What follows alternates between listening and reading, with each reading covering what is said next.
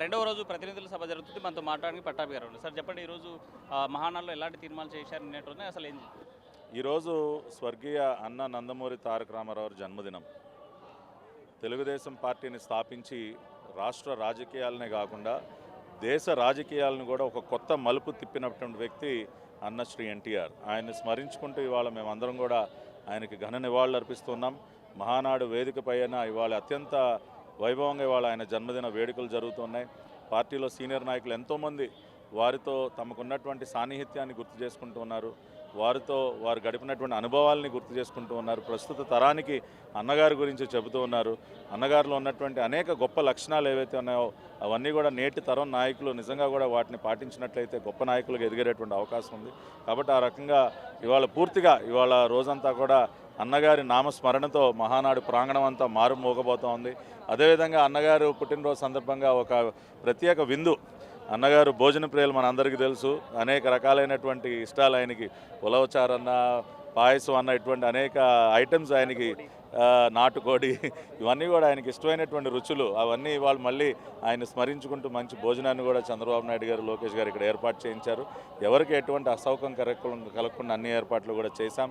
అదేవిధంగా ఇంకా నిన్న కొన్ని ముఖ్యమైనటువంటి తీర్మానాలు నిన్న ప్రవేశపెట్టాం. ఇవాళ మరిన్ని తీర్మానాలు ఏవైతే 6 శాసనాలు మరి నిన్న లోకేష్ గారు విడుదల చేశారు. 6 శాసనాలకు సంబంధించి ఇవాళ ఇంకా అనేక తీర్మానాలు ఇవాళ మహానాడు వేదికపై నుంచి ఇవాళ అనేక వక్తలు ప్రవేశపెట్టుకున్నారు. నేను కూడా సూపర్ 6 పథకాలు వాటి అమలుపైన నేను కూడా మాట్లాడనున్నాను. అనేక మంది యువతకి, సామాన్య కార్యకర్తకి వాళ్ళు అవకాశం ఇస్తూ ఉన్నారు. మరే ఇతర రాజకీయ పార్టీలో కూడా ఇటువంటి పెద్ద వేదికలపైన ఒక కార్యకర్తను పిలిచి మీరు మాట్లాడండి, కార్యకర్తే అధినేత అనే ఒక శాసనాన్ని మేము ఇవాళ పెట్టుకున్నామంటే దానికి ప్రత్యక్ష నిదర్శనం అదే. సామాన్య కార్యకర్తలను పిలిచి మాట్లాడమంటున్నాం. మీరే మాకు అధినాయకులు, మీరు చెప్పిన దిశగానే మేము పయనిస్తాం అన్న విధంగా ఇవాళ కార్యకర్తలకు పెద్దపీట వేయడం ఎంతో ఆనందాన్ని వెలిపిస్తున్నారు. సార్, ఇప్పుడు మా జీవితంలో మేము కల్లో కూడా అనుకోలేదు మహానాడు వేదిక పైన మైక్ పట్టుకుంటామని చెప్పి. అదేవిధంగా మహిళలు 30% పైగా మహిళా వక్తలు ఇవాళ వేదిక పై నుంచి మాట్లాడుతున్నారు. ఎన్నో ప్రత్యేకతలు. ఈ విధంగా ఇవాళ ఒక డిజిటల్ ఫోటో ఎగ్జిబిషన్ మేము నిర్వహిస్తూ ఉన్నాం అన్నగారు స్మృతిలో. ఇవాళ అక్కడ ప్రతి ఒక్కరు సెల్ఫీలు దిగుతూ ఉన్నారు. లేటెస్ట్ టెక్నాలజీ ఉపయోగించి నిజంగా అన్నగారా అక్కడ నిలబడ్డారా అన్న రీతిలో ఇవాళ డిజిటల్ ఫోటో ఎగ్జిబిషన్ ఉంది. ఎన్టీఆర్ ట్రస్ట్ ఆధ్వర్యంలో బ్లడ్ బ్యాంకు నిన్న కొన్ని 100 మంది రక్తదానం చేశారు. ఇవాళ కూడా అనేక మంది చేస్తూ ఉన్నారు. నారా భువనేశ్వర్ గారు ఎంత అద్భుతంగా ఎన్టీఆర్ ట్రస్ట్ కార్యక్రమాలు నిర్వహిస్తూ ఉన్నారు మనందరికీ తెలుసు. ఆ రకంగా ఇవాళ ప్రాంగణం మొత్తం కూడా ఒక పండుగ వాతావరణం. అదేవిధంగా రాయలసీమ ప్రజలు, కడప జిల్లా వాసులు చూపిస్తున్నటువంటి ప్రేమ, అభిమానం జీవితంలో మేమెవరం కూడా మర్చిపోలేము. మొట్టమొదటిసారి కడపలో జరుగుతున్నటువంటి మహానాడు తెలుగుదేశం పార్టీ రాజకీయ చరిత్రలో ఒక మైలురాయిగా నిలిచిపోనుంది. 43 ఏళ్ల చరిత్రలో కడప కోటలకు బద్దలు కొట్టారని భావిస్తున్నారు. కడప కోట ఇప్పుడేంటండి, ఎన్నోసార్లు బద్దలు కొట్టాం.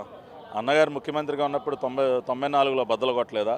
96 పార్లమెంట్ ఎన్నికల్లో వైఎస్ రాజశేఖర రెడ్డి చావుదప్పి కన్నలుట్టిపోయినట్టు ఏదో ఒక 4,000తో 5,000తో గెలిచాడు ఆయన, ఒక పార్లమెంట్ స్థానం. అదేనా దాన్ని ఏమన్నా కంచుకోట అంటారా? 4-5 వేల మెజారిటీలతో గెలవటం అనేది.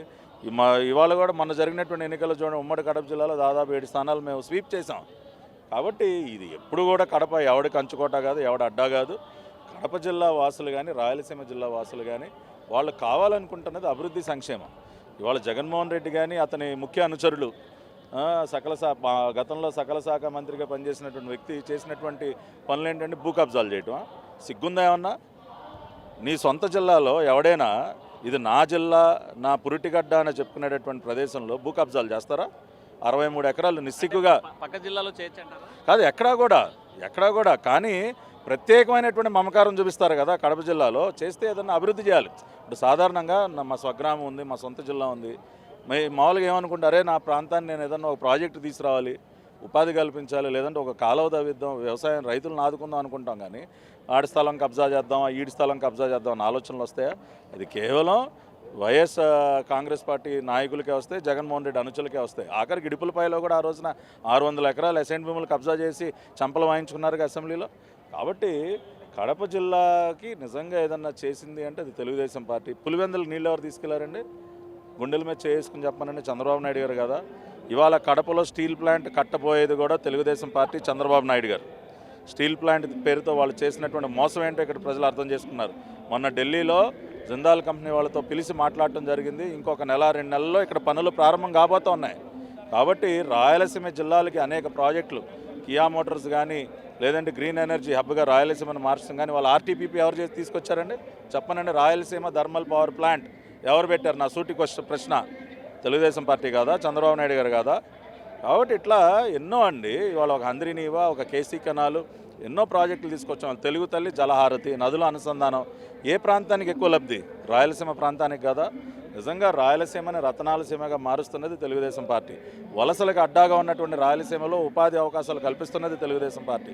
గతంలో వాళ్ళు చేసింది ఏంటంటే రౌడీజాన్ని పెంచి పోషించారు, ఫ్యాక్షన్ని పెంచి పోషించారు, రక్తపాతాన్ని ఇక్కడ రాయలసీమలో వాళ్ళు చిందించారు. రక్తాన్ని ఏరులే పారిస్తే మేము నీళ్లను పారిస్తున్నాం, శాంతిని నెలకొల్పుతూ ఉన్నాం. నిజంగా కూడా డ్రిప్ ఇరిగేషను అంటే ఇప్పుడు రెడ్ బుక్ రాజ్యాంగం తీసుకొచ్చారు, దాని ద్వారా కక్షపూరిత రాజకీయాలు చేస్తున్నారు. ఈరోజు మహానాడులో రెడ్ బుక్ రాజ్యాంగం ఏమైనా తీర్మానం చేసి ఇప్పటికి 100 సార్లు చెప్పారు లోకేష్ గారు. రెడ్ బుక్లో ఎవరి పేర్లు ఉంటాయి? చట్టాలని ఉల్లంఘించినటువంటి వారి పేర్లు ఉంటాయి. ఎవరైతే అరాచకాలు సృష్టించారో వారి పేర్లు ఉంటాయి. వారెవ్వరిని కూడా వదిలిపెట్టే ప్రసక్తే లేదు. చట్టబద్ధంగా వాళ్ళపైన చర్యలు ఉంటాయి. ఇవాళ మీరు లిక్కర్ స్కామ్ తీసుకోండి ఉదాహరణ.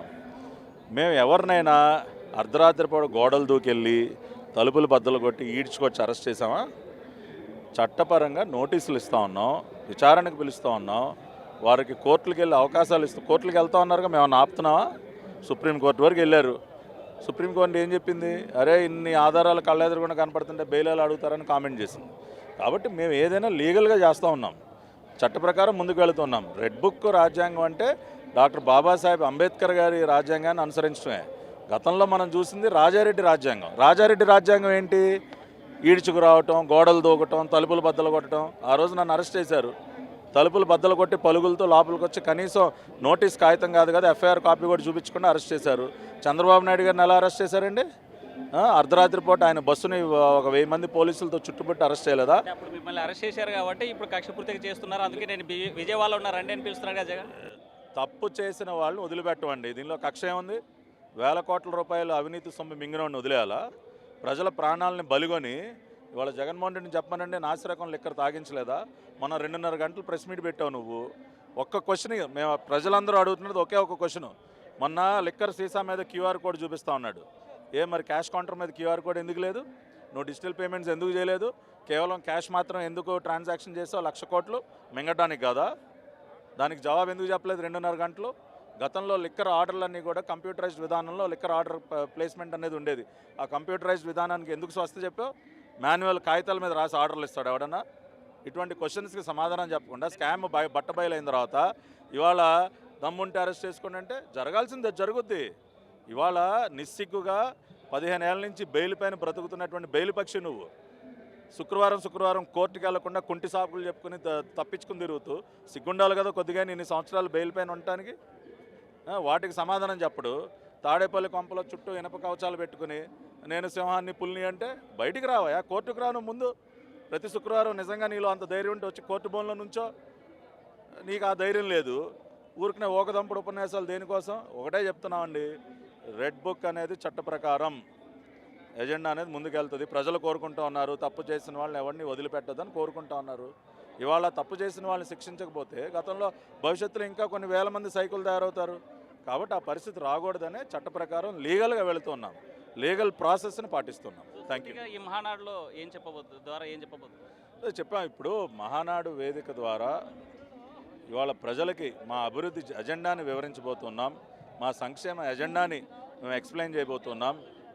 దగాపడినటువంటి రాష్ట్రం, ధ్వంసమైనటువంటి రాష్ట్రాన్ని ఏ విధంగా నిలబెట్టబోతూ ఉన్నామో మేము అవన్నీ కూడా చెప్తూ ఉన్నాం. మా agenda development and welfare, that is our agenda. సమాజమే దేవాలయం, ప్రజలే మా దేవుళ్ళని భావించినటువంటి పార్టీ తెలుగుదేశం పార్టీ. కాబట్టి ఆ రకంగానే మా ఎజెండా ముందుకెళ్తుంది. చూసుకుంటే అభివృద్ధి సంక్షేమం అజెండా మహానాడు వేదికగా ముందుకు తీసుకెళ్తాం. కక్ష రాజకీయాలకు మేము వ్యతిరేకంగా ఉంటారని పట్టాలి. వీడియో జర్నలిస్ట్ ప్రసాద్తో హుస్సేన్, ఆర్టీవీ, కడప మహానాడు నుండి. For latest updates on India-Pakistan tensions, download RTV Live app.